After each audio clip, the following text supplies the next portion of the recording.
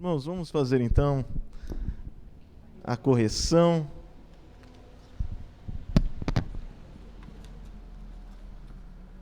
A minha está aqui, peraí. Meus irmãos, nós faremos do seguinte modo. Nós vamos caminhando de 1 a 10 no que se refere ao questionário, respondendo, né, e verificando se a resposta foi correta.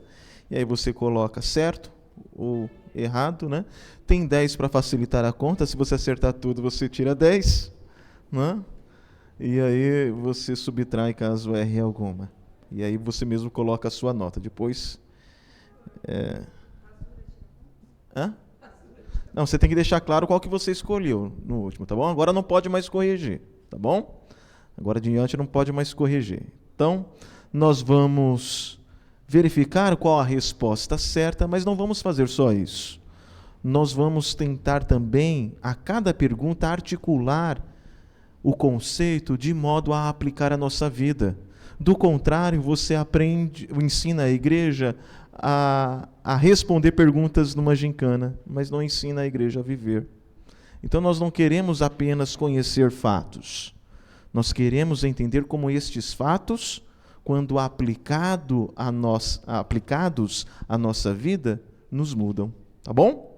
Então vamos tentar articular e vamos fazer isso juntos. Hoje eu não vou nem usar os slides, justamente para estimular a sua participação. Esqueci o seu nome. Você pegou com o Lucas o questionário? Pegou? Tudo bem. Você não participa... É Lucas também, né? Lucas, talvez você tenha assistido alguns estudos. Assistiu um, não é? Não vai, talvez você não consiga responder, mas se quiser arriscar, fica à vontade.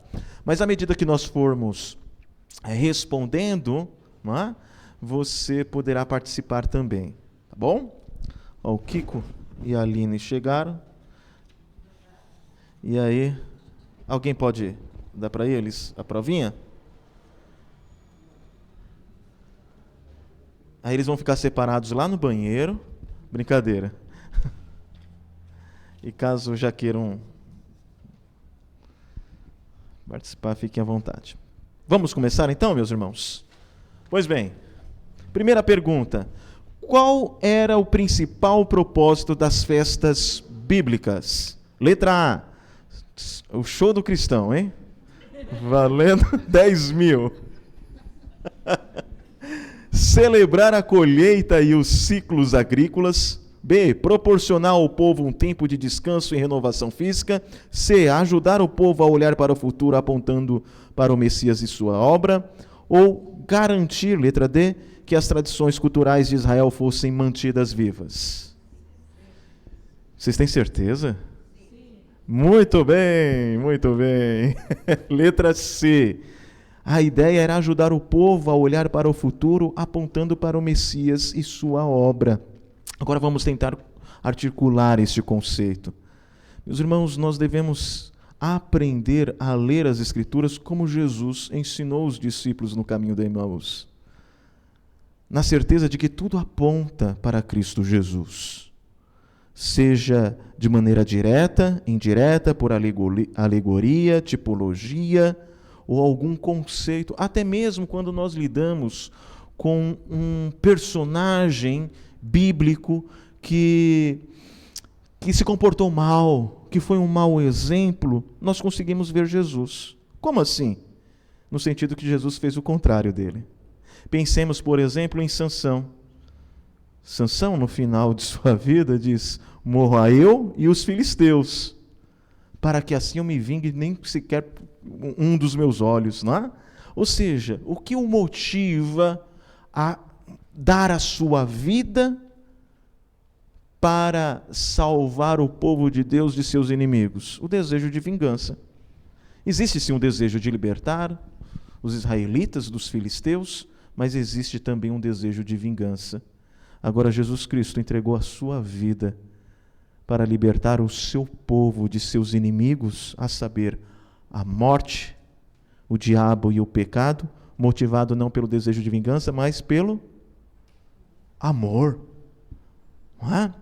Então, aprendamos, aqui pensando no questionário, na primeira pergunta, a ler as Escrituras olhando para Cristo. O que vocês podem dizer a respeito disso?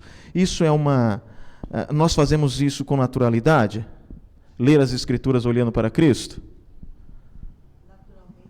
Não, naturalmente não. Geralmente nós olhamos as Escrituras como? Qual é o princípio primário que nos impulsiona a lermos as Escrituras? Hã? Pode falar, Lucas? Exato, eu tenho algum problema, estou aflito, eu não quero nem ler um texto muito longo ou trazer à memória princípios, eu não quero pensar, está muito difícil. Aí eu pego a Bíblia e falo assim para o Heitor: fala um número aí, Heitor. Fala um número aí, Heitor. 17, aí eu caço aqui 17. Então Daniel foi para casa e fez saber o caso a Ananias, Misael e Azarias, seu companheiro. Ou seja, aquilo que você está pensando em falar, fala mesmo. Conta, porque é o que o texto está dizendo, não é?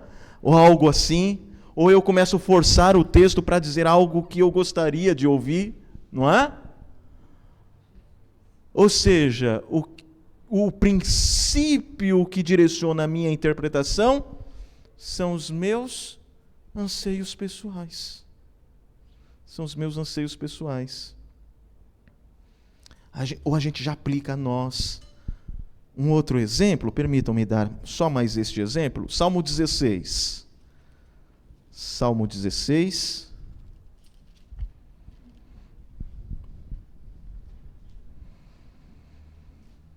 Eu vou ler aqui só o finalzinho, a partir do versículo 9, tá bom? Do Salmo 16.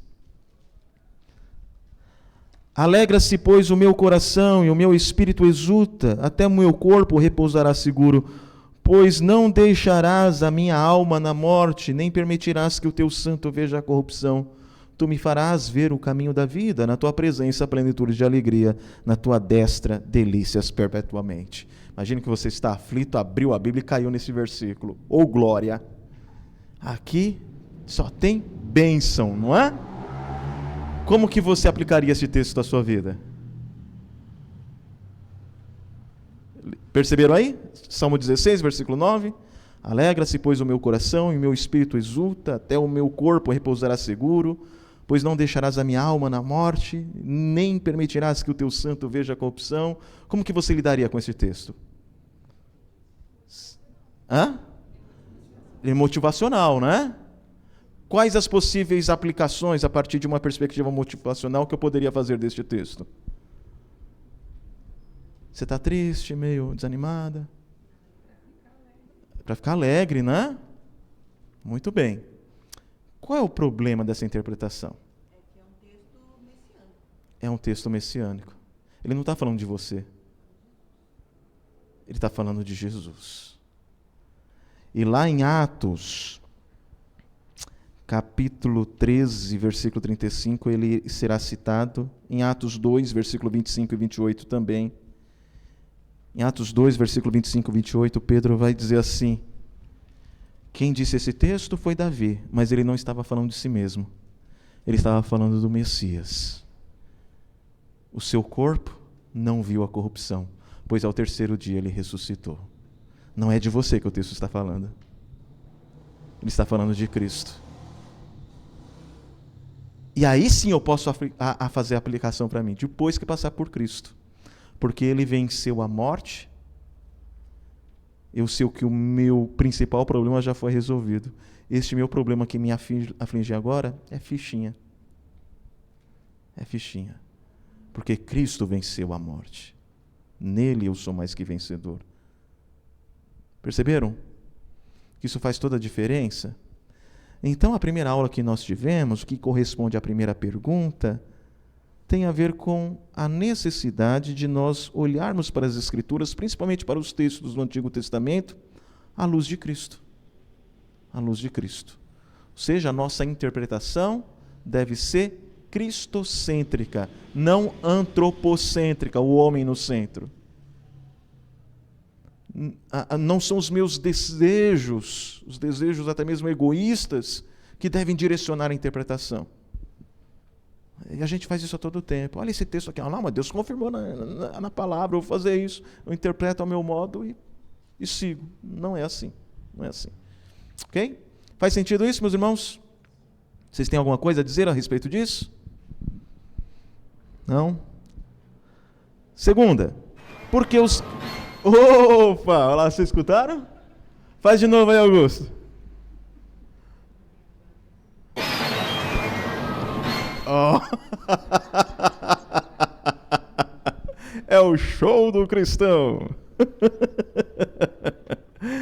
Pergunta de número 2. Por que os cristãos guardam o quarto mandamento no domingo e não no sábado? Qual a resposta? C. Porque Cristo ressuscitou no primeiro dia da semana, consumando a obra da redenção e inaugurando a nova criação. Como assim, gente? Como que nós chegamos a essa resposta? Vocês lembram? Como que nós chegamos a essa resposta? Tá bom, vocês responderam certo, mas lembra que nós temos que articular, saber por que assim. Sim, Caroline?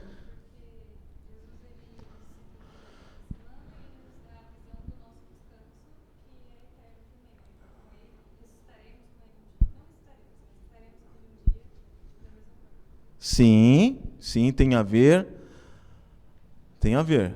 Mas tem a ver com os pães asmos, não tem? Porque ele fez esse fermento. Pode falar. Vamos construindo o argumento. Tem a ver com a Páscoa. Tem a ver com os pães asmos? Ele foi morto na Páscoa, nas primícias, não nos pães asmos.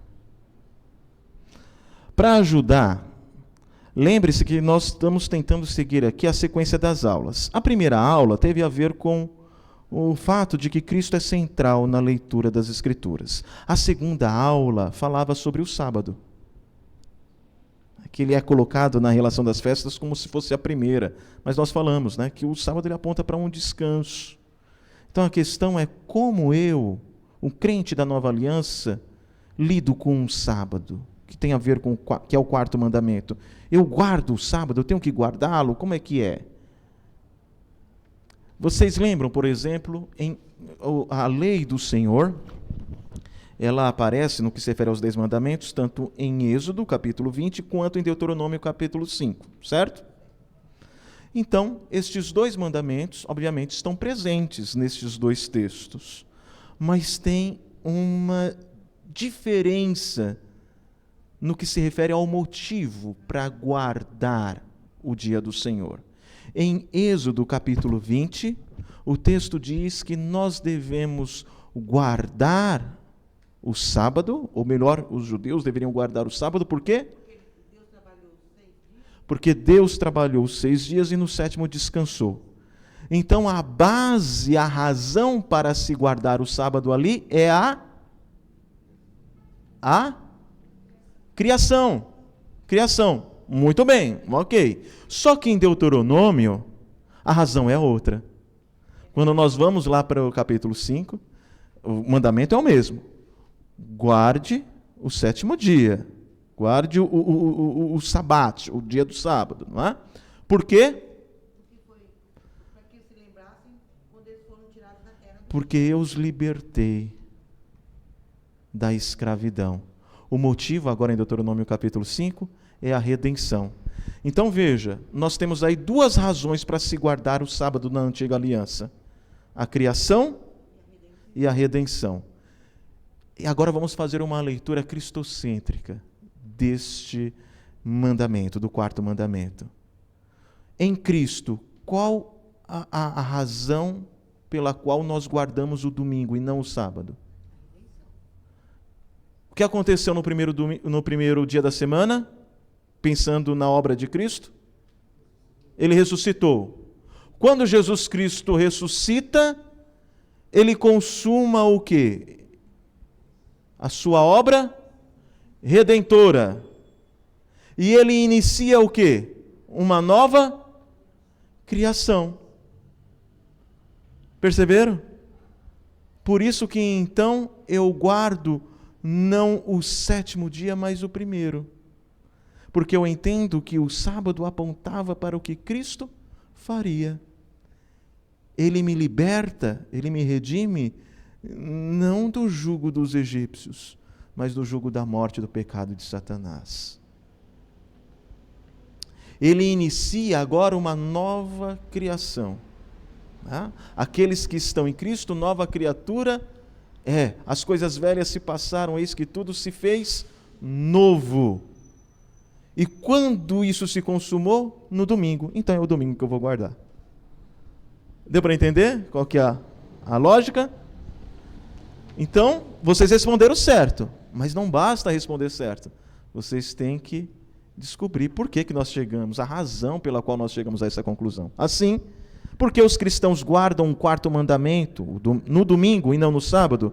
Porque Cristo ressuscitou no primeiro dia da semana, no domingo, consumando a obra da redenção, Deuteronômio 5, e inaugurando a nova criação, Êxodo 20.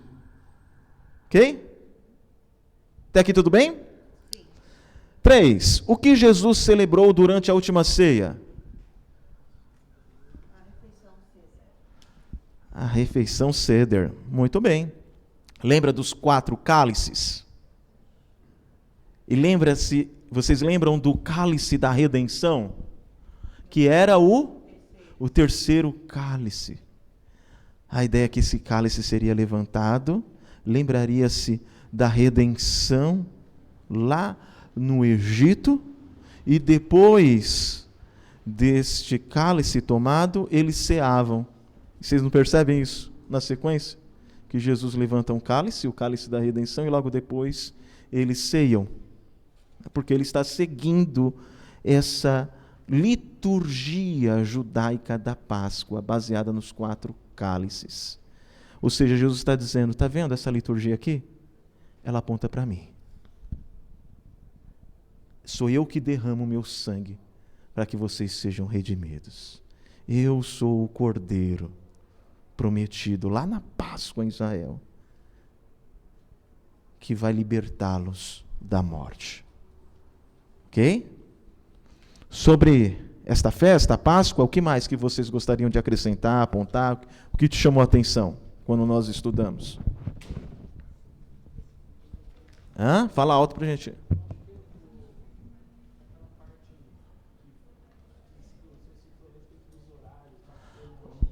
Ok.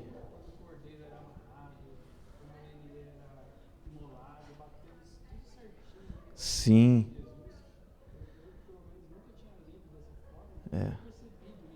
Exatamente. O cordeiro pascal, que era imolado em favor da nação, ele era amarrado na estaca às 9 horas, que foi o horário que Jesus foi crucificado. Às 15 horas, aquele cordeiro que outrora estava amarrado e poderia ser visto pelos judeus que ali estavam, era imolado. E qual o horário que Jesus morre? Às 15 horas. E quando o sacerdote cortava a garganta do cordeiro que ali estava às 15 horas, ele dizia Nishalan, que significa está consumado, que foi o que Jesus disse na cruz. Então nada ali é por acaso. Muito bem. Quarta, o que a festa dos pães asmos representa para os judeus? O quê? A purificação e a libertação do pecado. Jogue todo o fermento para fora. Lembra que o fermento ele surge com os egípcios, né? Então, vocês saíram do Egito, agora tirem o Egito de vocês. Isso tem uma aplicação para nós, gente? Sim ou não? Esse processo, vocês saíram do Egito, agora tirem o Egito de vocês? Tem? Sim. Me dê um exemplo aí. Pode falar, Marília, vai lá. Você prometeu que não ia falar? Mas não jurou diante de Deus não, né? Então, fique à vontade. Tá bom, vai lá. Pode falar. A partir do momento em que fomos redimidos, sentimos isso no coração? Tem um microfone não, né? Não. Mas é que o pessoal fica aquele silêncio, né? Mas pode falar, Marília. E eu tento traduzir para o pessoal que está ouvindo, tá bom? Então, a partir do momento da nossa conversão, o coração nosso arde, né? Já somos inclinados para abandonarmos as coisas do mundo. Ok. Tudo que possa, de alguma maneira, nos afastar do Senhor é retirado das nossas vidas. Nós queremos uma vida santa. Ok. Viver de uma maneira que agrade ao Senhor. Ok. Então, a Marília está falando que esse é o desejo de um convertido. Ele foi liberto do mundo, né? E agora ele quer viver uma vida santa. É uma aplicação que nós podemos fazer. Não é? Mas lembre-se que nós falamos que o fermento, ele tem uma relação com o pecado de uma maneira que nem sempre nós observamos, né? O que é o fermento? O fermento naquela época já era um pedacinho mesmo de pão que você colocava lá e fermentava toda a massa. Era algo pequeno que caracterizava o pão, tornava-o maior. E vocês já perceberam que há pecados pequenos em nossa vida que, se nós não tratarmos, ele nos descaracteriza? Não é?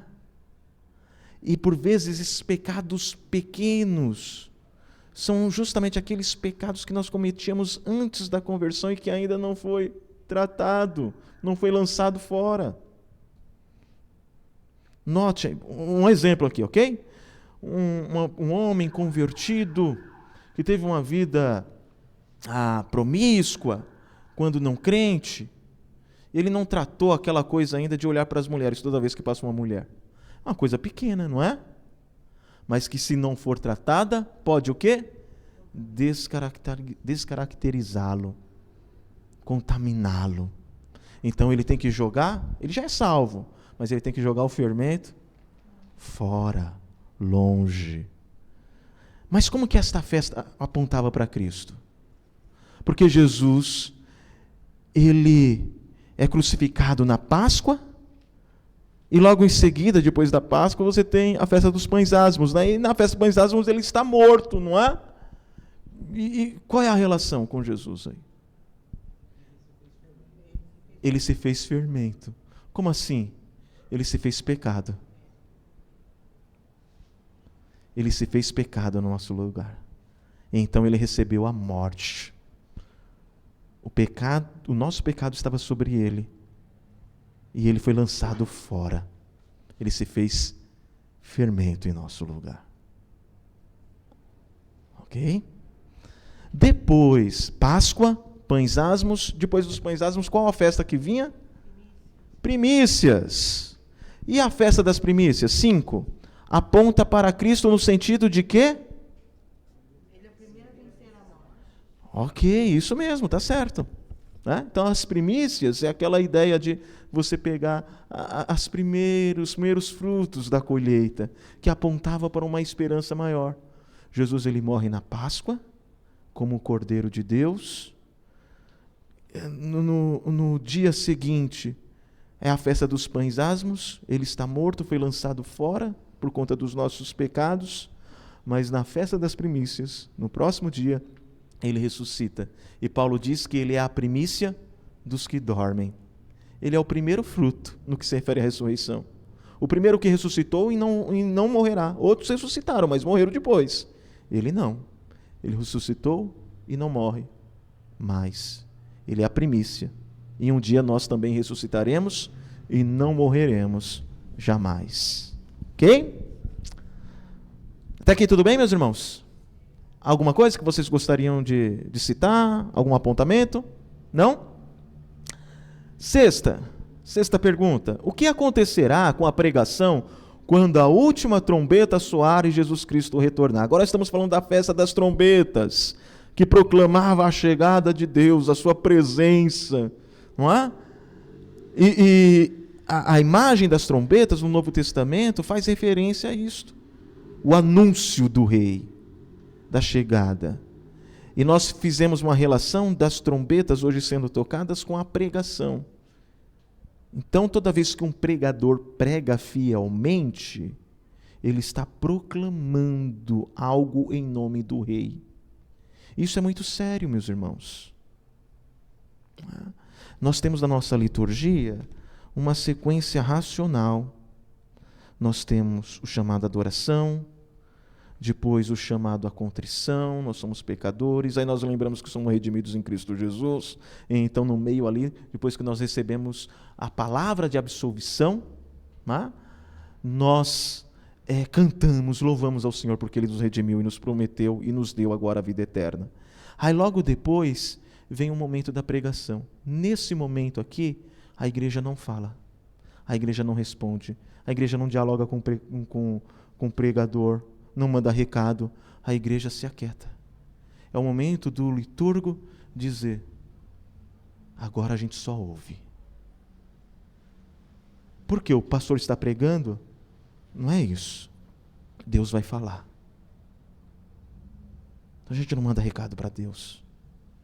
A gente senta, se aquieta e ouve. Só isso. E depois que Ele falou, a gente canta. E é um cântico de compromisso. A ideia é, o que o Senhor falou, a gente vai seguir. A gente vai se comprometer com o que nós ouvimos. É assim. Então a pregação, a proclamação, a pregação, o termo usado no Novo Testamento é querigma, que dá a ideia de proclamação. E querigma, esse termo era só aplicado a pessoas que eram levantadas por Deus para este fim. Mas todos nós não temos que pregar, pastor? É verdade, no sentido de evangelizar, né? Mas a palavra no grego, quando fala de pregação das demais pessoas da igreja no mundo, já não é mais querigma, é evangelho. É um outro tipo. Então, todos nós somos chamados a evangelizar, a pregar nesse sentido. Mas Deus levanta ministros para uma pregação querigmática, para uma proclamação em nome de Deus. E isso acontece no culto público. Alguns falam assim, na igreja presbiteriana do Brasil, mulher não prega. Não, se nós fôssemos seguir mesmo, não é que a mulher não prega. A ideia é que só oficiais pregam. Se você é homem, mas não é um oficial, não foi chamado de Deus para o ministério da pregação, também não prega. Não é questão de ser mulher ou não. O ponto é esse. Não é? Agora, em qualquer outra reunião, aí nós podemos pregar uns para os outros. Ou seja, falar do evangelho uns para com os outros, e principalmente para aqueles que não creem. Bom? A festa das primícias... não. O que acontecerá com a pregação quando a última trombeta soar e Jesus Cristo retornar? A pregação cessará, pois não será mais necessário. Isso mesmo. Ou seja, vai ter um dia que a gente não vai ouvir mais pregação. Amém? Amém, né? Amém. Os pastores vão ficar desempregados no céu. Mas nós vamos ouvir do próprio Deus. Ele nos ensinará pessoalmente. Louvado seja o Senhor por isso. Todo pregador é um pregador temporário. O que é a festa de Pentecostes? Sim? Sobre a festa das trombetas, essa foi a que eu tive mais dificuldade. Principalmente a questão das datas. Páscoa, Coisas, as entrevistas é bem uma sequência da outra. Sim.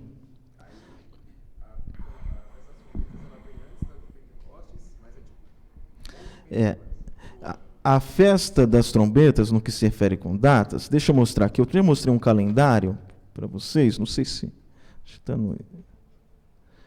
Ela já não é mais uma festa da primavera, né? Já é uma festa que vai aparecer lá no finalzinho. Deixa eu achar aqui. Voltou.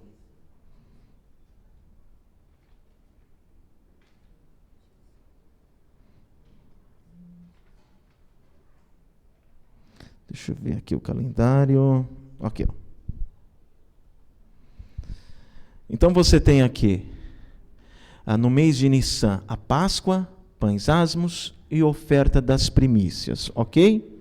Depois você tinha a festividade da semana, que dava aí 50 dias da oferta das primícias para a festividade das semanas. Logo depois, descendo, aí vinha a festa das trombetas, que acontecia lá no mês de Tisri. Já bem mais para o finalzinho. E aí essa festa das trombetas, ela tem o seu significado próprio, mas ela dava também ocasião para o início do dia da expiação. Ok? E aí depois do dia da expiação tem a festividade das barracas, que na verdade aqui é dos tabernáculos, né? E era possível que se você tivesse no 50º ano, que houvesse também um ano do jubileu, se eles fossem seguir. Aí o ano do jubileu tinha o toque da trombeta, ou seja, a festa das trombetas, e começava no dia da expiação. Né? Então é como se a festa das trombetas fosse uma festa introdutória para este segundo ciclo de festas que acontecia no ano. Ok? Durava um dia só. Então, ela durava um dia só para dar esta introdução. Mas só que as trombetas, por exemplo, eram tocadas no dia da expiação. Tocava-se o dia inteiro, né? Em momentos diferentes. Era como se houvesse um concerto em momentos diferentes. Era um dia só para lembrar que começou um novo ciclo de festas. E no dia da expiação as trombetas tocavam também. Só que já era em ocasião ao dia da expiação, não necessariamente o dia das trombetas, né? Então, você sabia que naquele primeiro dia ia tocar mais, mas em seguida, no dia da expiação, e se houvesse o dia do jubileu, também a trombeta continuaria tocando. Tá bom? De nós paramos. 7. O que a festa de Pentecostes simboliza para Israel e para a igreja?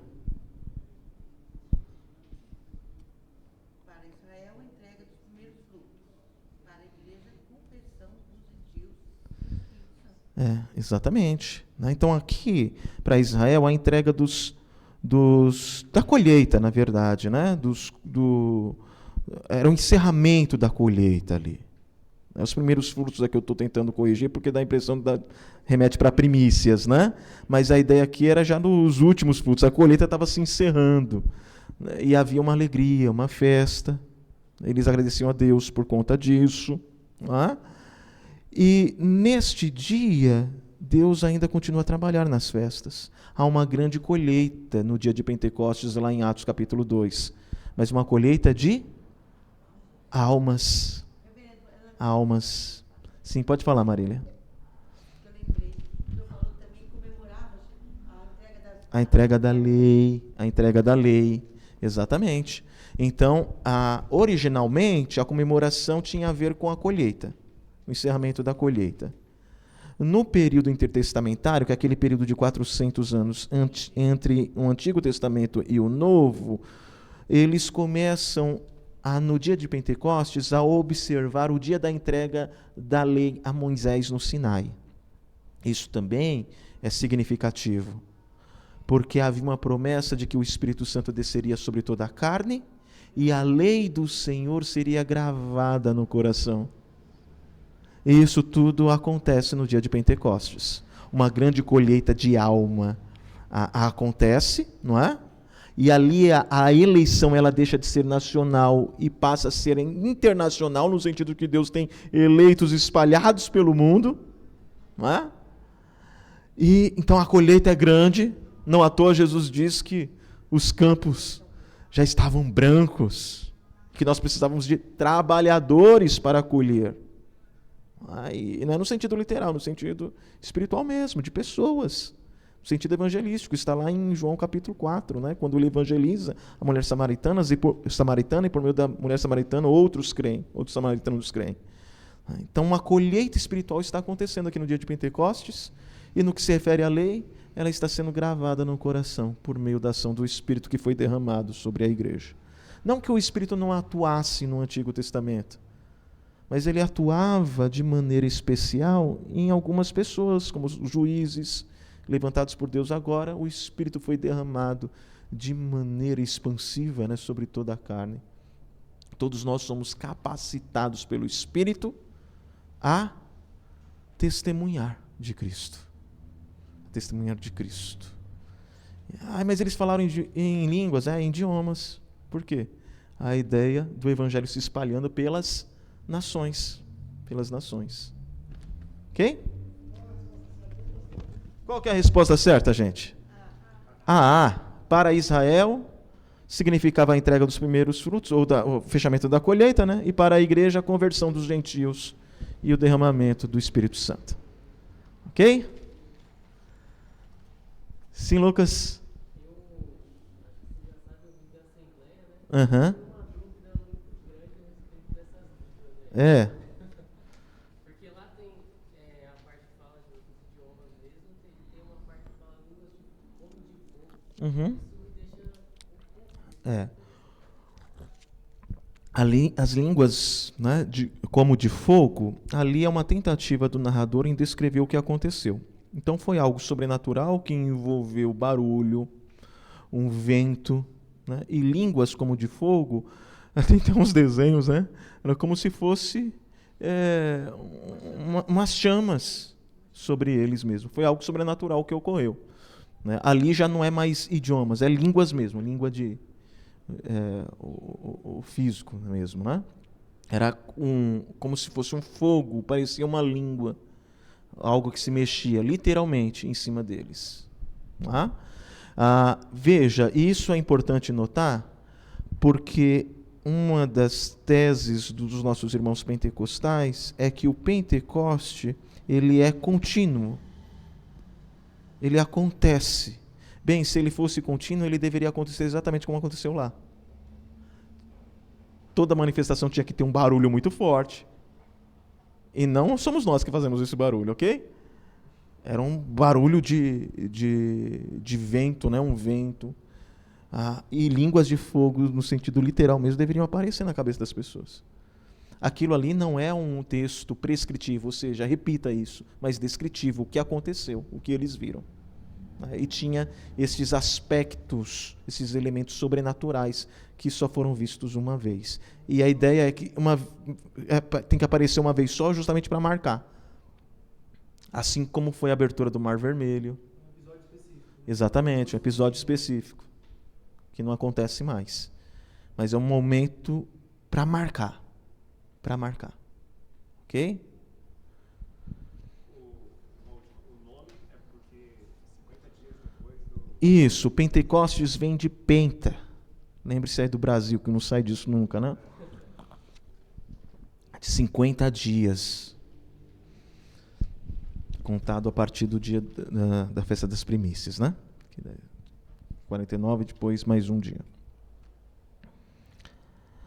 Estamos na 8ª, não é isso?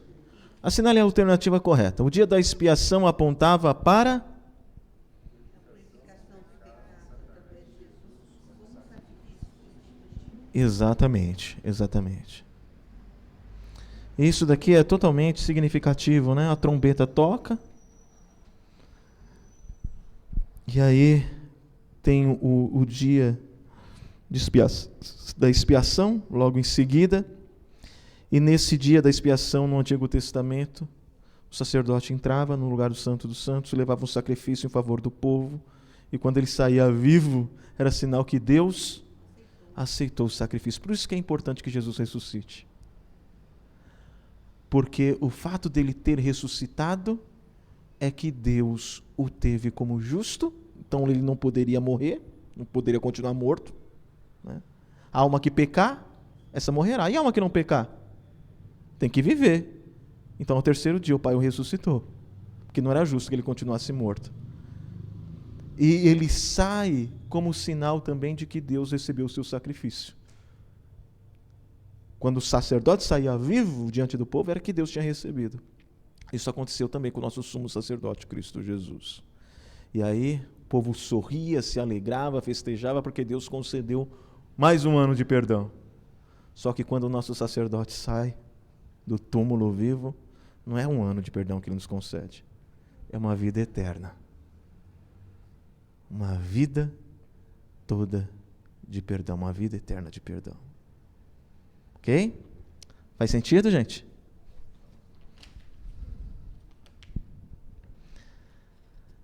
Lembre que essas festas apontavam para Cristo, mas Cristo sempre é superior. O que ele oferece é muito É bem abrangente, não é? E tem que ser assim. Qual era o propósito da festa dos tabernáculos no Antigo Testamento? Lembrar a peregrinação do povo pelo deserto. Exatamente, que eles tinham morado, né, em cabanas, e também apontava para a presença de Deus. E para nós hoje, qual é o significado desta festa? Hã? Oi? Estrangeiros no mundo. Mas temos a presença de Deus? Ele habita no meio da igreja. Ele tabernacula, né? Ele está no meio da igreja. E um dia nós estaremos para sempre com Ele. Por isso que João diz, eis o tabernáculo de Deus com os homens, lá em Apocalipse capítulo 21. Percebeu, meus irmãos? Os textos da Bíblia não são textos soltos. A palavra de Deus é inspirada. Logo, é lógico que tudo se encaixa. É por isso que uma das regras de interpretação bíblica é que quando eu não entendo um texto, eu recorro a outro texto da Bíblia, mais claro para explicar aquilo. E é assim que acontece. E a ideia é que o Novo Testamento interpreta o Antigo. Você lê o Antigo, e se só tivesse só o Antigo, você fala, mas o que isso significa? Aí o Novo Testamento vem e explica, ele joga a luz. Então o Antigo Testamento era como se fosse um quarto escuro, não é? Vem um novo e acende luz, aí você começa, agora entendi o que era aquele objeto que eu ficava esbarrando enquanto estava escuro. Agora eu vejo a clareza, a funcionalidade desse objeto. Chegamos na 10ª, certo? Como o ano do jubileu, essa é valendo quanto, Augusto? A 10ª? Está acordado aí, Augusto? Cadê o... Joga aí o... A 10ª, hein? Valendo 1 milhão, hein? Calma aí, o Liminha está ocupado. A pergunta que vale 1 milhão no show do Cristão. Poxa, Augusto já estava já se preparando para ir embora. Ah, é?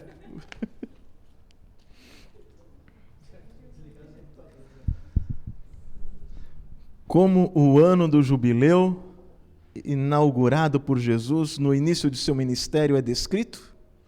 No início do ministério de Jesus, o ano do jubileu é citado por ele. Ele diz que veio para pregoar o ano aceitável do Senhor. E como esse ano do jubileu no início do ministério de Jesus é descrito? O que vocês responderam? Como a chegada do reino dos céus de forma discreta e despretensiosa. Muito bem. O que acontecia ou o que deveria acontecer no ano do jubileu? Devia ser restituída as terras. Era renovação total, um reset. Quem era escravo era liberto, quem tinha perdido as terras recebia tudo de novo. Renovação, liberdade total, não é? Aí Jesus inicia o seu ministério, ele é batizado, ele é tentado, ele então entra na sinagoga, logo depois disso, pega o rolo de Isaías e lê, o Espírito do Senhor está sobre mim. Agora ele tem esta função de apregoar o ano aceitável, de libertar os cativos, a ideia do ano jubileu, a libertação. E aí todo mundo fica olhando para ele, puxa, ele leu como se fosse ele, né? É para que ninguém tenha dúvida, ele diz o quê? Hoje acaba de se cumprir esse dia. Eu estou inaugurando o jubileu.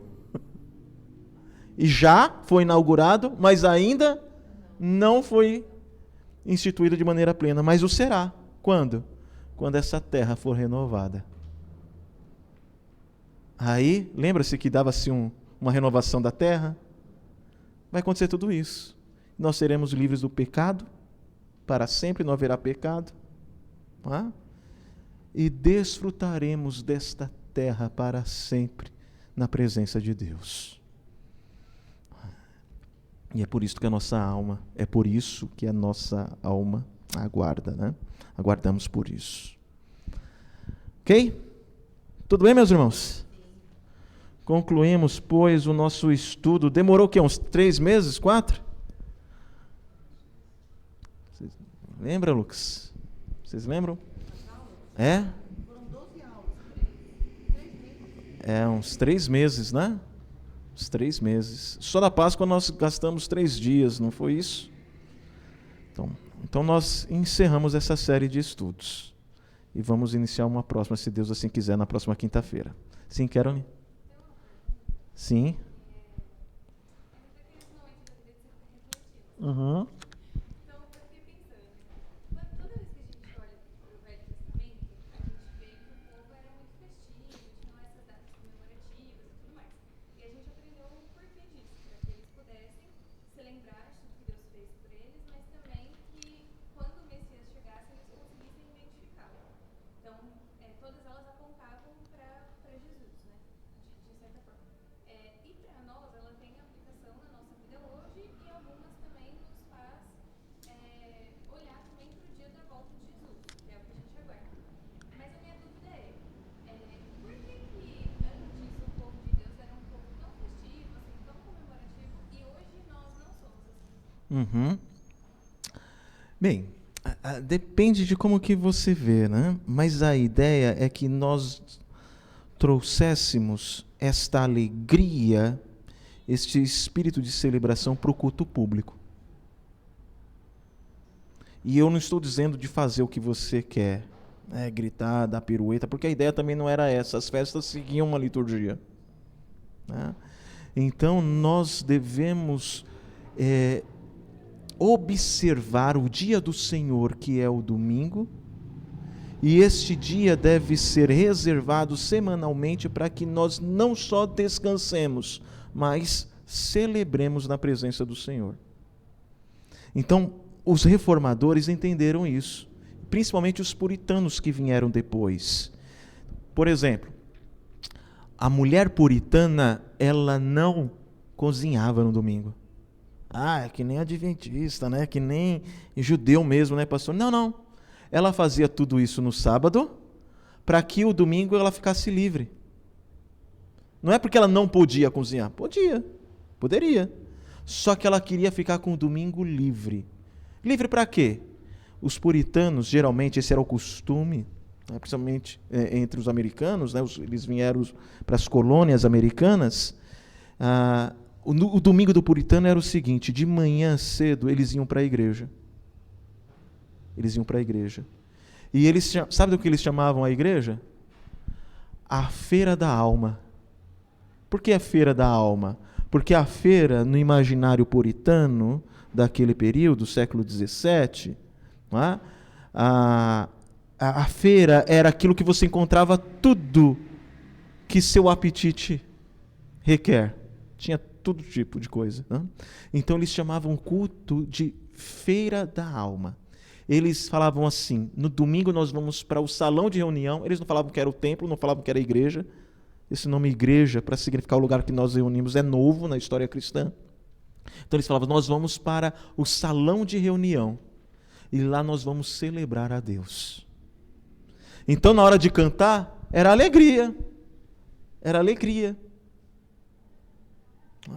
A gente tem uma imagem do puritano e do reformado, de um indivíduo racionalista e frio, cantando. Não. Na liturgia reformada existia um momento que chamava sunsum corda, que era a ideia de despertar o coração, os afetos. Hoje em dia a gente não tem esse costume, e o motivo pelo qual nós não temos é para não se parecer com os nossos irmãos pentecostais. A realidade era essa. Mas Calvino fala da igreja levantando as mãos. E a ideia do levantar a mão era que o gesto tinha que ensinar a mente. E Calvino dizia assim: quando nós levantamos a mão, nós estamos nos rendendo diante do soberano e dizendo que nós precisamos de algo além de nós mesmos. Eles tinham o costume de se ajoelhar para orar. E quando algum presbiteriano se ajoelha para orar, pentecostal, era um costume reformado. e eles diziam que a razão tinha que tocar os afetos. Não é você ser controlado pela emoção, sair pulando, gritando, não era isso não. Mas seria muito comum um puritano louvando ao Senhor e chorando. Se ele expressava a sua emoção assim, discretamente. Mas aquilo tocou a sua mente e os seus afetos. Então era um momento de celebração, era um momento de alegria. Então a ideia era que o ponto alto da celebração cristã era o culto público. E na hora da pregação, todo mundo atento.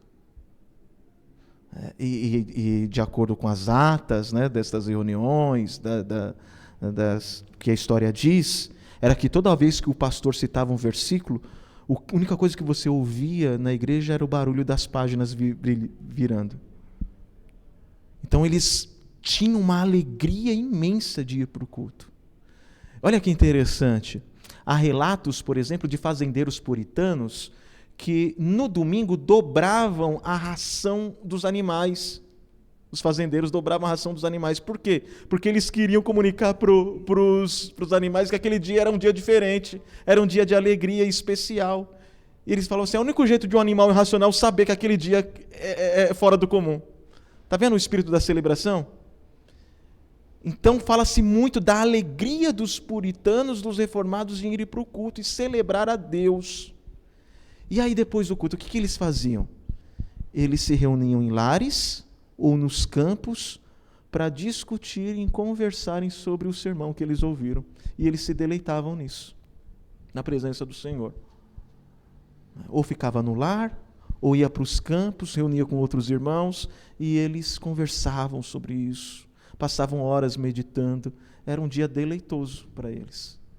Então o ponto alto da celebração dos puritanos era essa.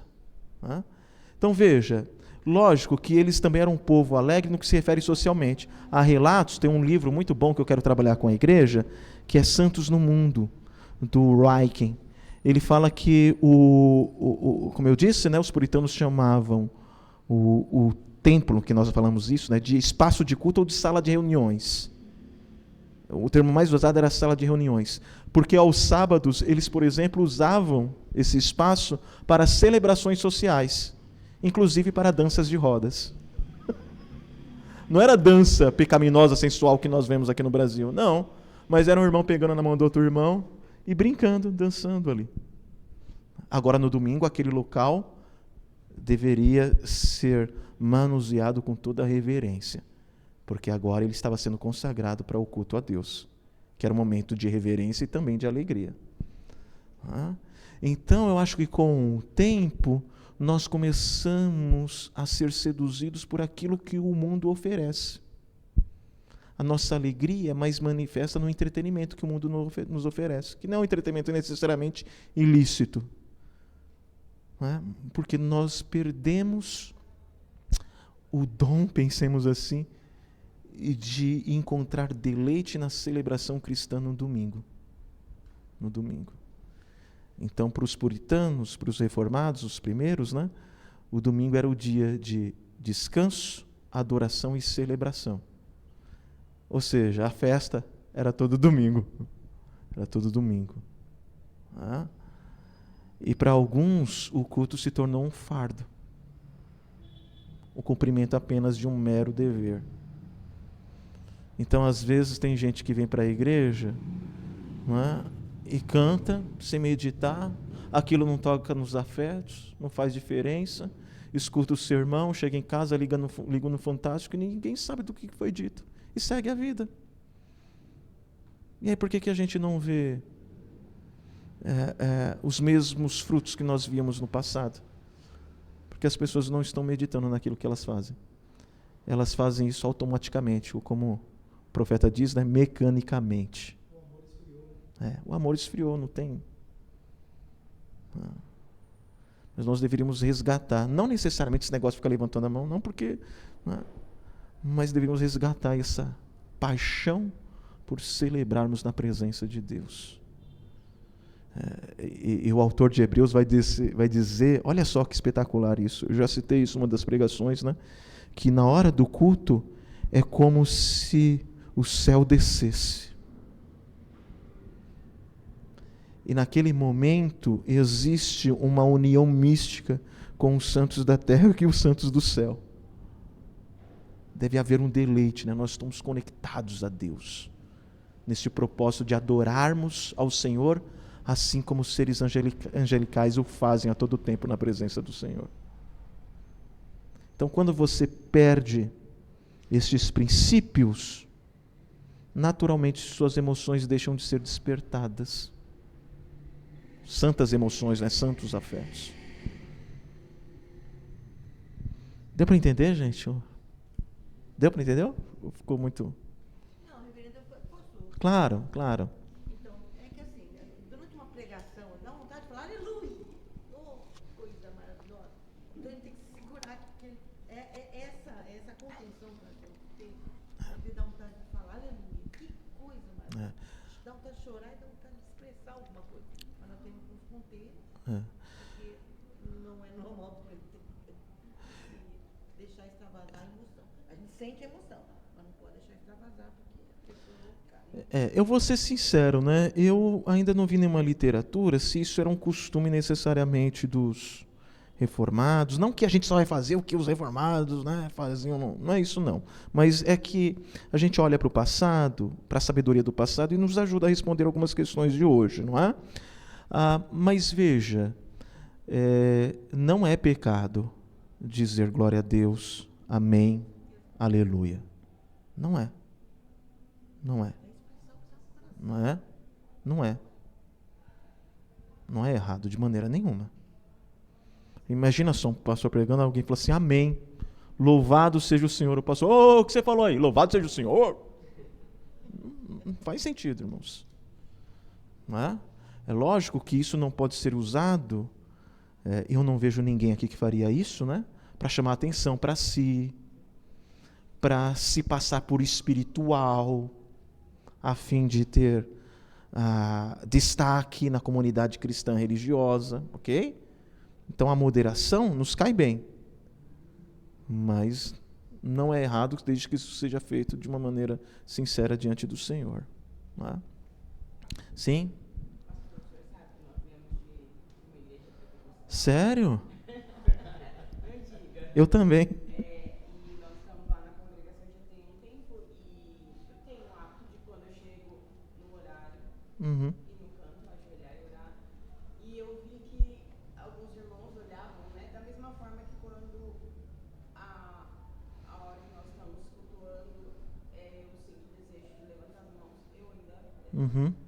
E eu perguntei pro Alex, né, que lá no caso o Alex, perguntei se tinha algum problema. Aí ele disse que não, explicou. Só que ele falou assim, mas também entenda que alguns irmãos, para nos chamar atenção, né? vão se sentir incomodados. Eu acho que o medo de alguns não terem o controle, não serem assim, não, tá tudo bem até aqui, sabe? Parece que tem uma linha muito tênue entre o que pode e o que não pode. Mas veja, existe algo bom no considerar, este não é o costume da igreja e eu respeito, e não assumir para si como um peso, porque o culto público não é uma expressão apenas de mim mesmo, não é individual. Por exemplo, sou totalmente a favor de se ajoelhar e orar, sou a favor, mas eu acho coerente fazer isso antes do culto, porque imagine todo mundo de pé orando, alguém está orando, né? Representando todo mundo de pé, aí chega alguém atrasado, se ajoelha e ora.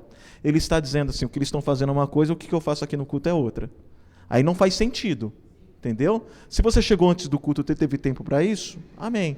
Mas a partir do momento que o culto começa, segue-se algo no qual nós todos estamos unidos e fazemos isso em conjunto. Então não faz sentido alguém estar cantando, a igreja cantando e alguém de joelho orando. Não, a gente agora vamos prestar o culto como um corpo, de maneira unida, não é? E veja, eu tenho o costume de levantar a mão, mas se eu sei que o meu irmão se incomoda, eu não levanto. Não é? Eu, por exemplo, a igreja presbiteriana não tem posição com relação a bater palma, né? Isso ficou ao critério de cada igreja. Eu não tenho o costume de bater. E nem se eu quisesse eu conseguiria. Nem se eu não tenho um ritmo. Não tenho ritmo. Né? Nem na Assembleia de Deus eu via isso. Não é? Mas assim, tô lá na igreja, eu tô na casa deles, eu não vou mandar eles pararem. Mas eu também não vou me sentir constrangido para bater. Tô lá, respeito. Não é? Então, é saber lidar com sabedoria. Mas eu também não fico ali batendo o pé para todo mundo ver a minha postura de sinal de protesto. Né? A menos que seja um ambiente lá que o camarada está pregando e falando besteira. Aí nunca chegou a esse ponto, mas aí eu sairia. Né? Discretamente também. Nada de ficar chamando a atenção para si. Né? É isso, meus irmãos. Passamos bem aí o tempo, mas espero que a conversa tenha sido edificante para a nossa orientação. Que o Senhor nos ensine de maneira moderada, reverente a adorá-lo. E que saibamos que a adoração ela envolve razão e afetos santificados. Esses afetos santificados nunca farão com que a gente faça algo escandaloso, se jogue no chão, grite, chame a atenção para nós mesmos, não é? E que o Senhor nos dê sabedoria de assim vivermos para a glória dele e para o bem da igreja. Vamos orar? Vamos ficar de pé? Ó Deus, Tu és bom, por isso nós louvamos o Teu santo nome, ó Pai. E o louvamos porque o Senhor abriu o nosso coração para vermos a beleza da Tua santidade. O Senhor nos regenerou, nos deu vida. E queremos, ó Pai, agora buscarmos cada dia mais, sermos edificados pela Tua santa palavra. E que neste processo de lermos a Tua palavra, vejamos acima de tudo Cristo. E em Cristo nos deleitemos, ó Pai. Pois Ele é o bálsamo, Ele é o pão que alimenta o nosso anseio, Ele é a água viva que mata a nossa sede espiritual. Que saiamos daqui, ó Deus, mais desejosos por Cristo Jesus. E que possamos sim ser um povo festivo, reverente, no dia adequado para isso, que é o culto público, ó Pai. E que este culto seja observado com reverência, temor e alegria santa diante de Ti, ó Pai. E que a Tua palavra, os cânticos entoados, tenham profundidade bíblica para tocar o nosso intelecto, os nossos afetos e as nossas vontades, para que saiamos daqui satisfeitos em Tua presença, ó Deus. No nome santo, oramos e rogamos por estas bênçãos, em Cristo Jesus, pedindo também que o Senhor nos leve em paz aos nossos lares. Amém. Amém. Deus abençoe, meus irmãos. No culto público, se Deus assim permitir, neste próximo começamos uma nova série de sermões, que é as 7 igrejas do Apocalipse. Tá bom? E para o estudo bíblico ainda eu estou vendo, mas eu os informo no grupo, tá bom? Fiquem com Deus e um bom retorno. Uma alegria em ver o Lucas, sua esposa, esqueci o nome dela, Liliane. Sejam muito bem-vindos, viu, Liliane? Fiquem com Deus.